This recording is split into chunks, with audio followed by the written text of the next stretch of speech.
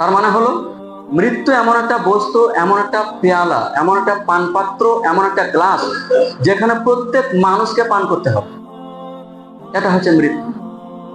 প্রিয় উপস্থিতি, এই দুনিয়া আমাদের আসল ঠিকানা নয়।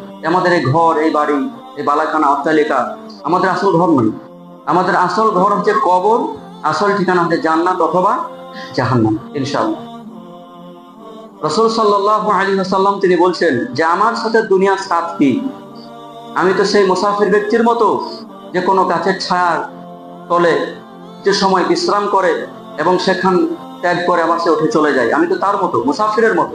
মুসাফিরে কতক্ষণ গাছের ছায়া তলায় আশ্রয় নেই, অল্প কিছু সময়, আধা ঘন্টা 1 ঘন্টা একটু আরাম করে একটু বিশ্রাম নিই, সেখান থেকে ত্যাগ করে আবার চলে যায়। না সেখানে ঘর বাড়ি বেঁধে থাকে, না, পথিক মুসাফির দ্রুত অনেক দূর কোথাও যাচ্ছে, মাঝে মধ্যে ক্লান্ত হয়েছে।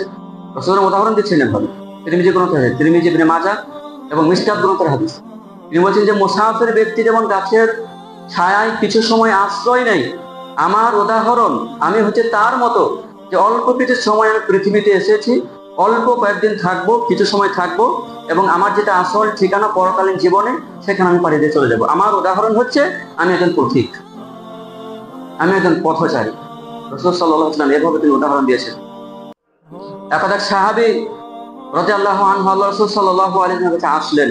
এসে তিনি দুটা জিনিসের ব্যাপারে জানতে চেয়েছিলেন। তার একটা ছিল যে সর্বশ্রেষ্ঠ মুমিন সম্পর্কে আমাকে বলুন। তিনি বলছেন, ইয়া রাসূলুল্লাহ সাল্লাল্লাহু আলাইহি ওয়াসাল্লাম, আমাকে বলুন সর্বশ্রেষ্ঠ মুমিন কে, উত্তম মুমিন সম্পর্কে আমাকে বলুন। তখন রাসূলুল্লাহ সাল্লাল্লাহু আলাইহি ওয়াসাল্লাম বলেন, সর্বশ্রেষ্ঠ মুমিন, সর্বোত্তম মুমিন, সবথেকে ভালো মুমিন হলো ওই ব্যক্তি যে ব্যক্তি যার চরিত্রে উত্তম। চরিত্রে যে যত সুন্দর, সেই মুমিন তত উত্তম, তত শ্রেষ্ঠ। সাহাবীকে আবার জিজ্ঞাসা করলেন, ইয়া রাসূলুল্লাহ সাল্লাল্লাহু আলাইহি ওয়াসাল্লাম, আমাকে আপনি বলুন কোন মুমিন সবচেয়ে জ্ঞানী, সবচেয়ে বুদ্ধিমান, সবথেকে বিচক্ষণ জ্ঞানী, তার সম্পর্কে আমাকে বলুন, সে কে?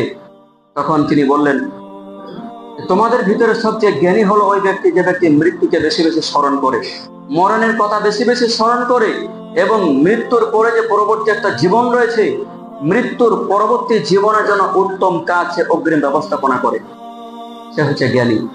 এর বাইরে আমরা যতই জ্ঞান অর্জন করি, মৃত্যু থেকে যদি আমরা ভুলে যাই, মৃত্যু থেকে যদি আমরা গাফিল হয়ে যাই, তাহলে রাসূল সাল্লাল্লাহু আলাইহি ওয়াসাল্লাম ভাষ্যমতে আমরা জ্ঞানী হতে পারিনি।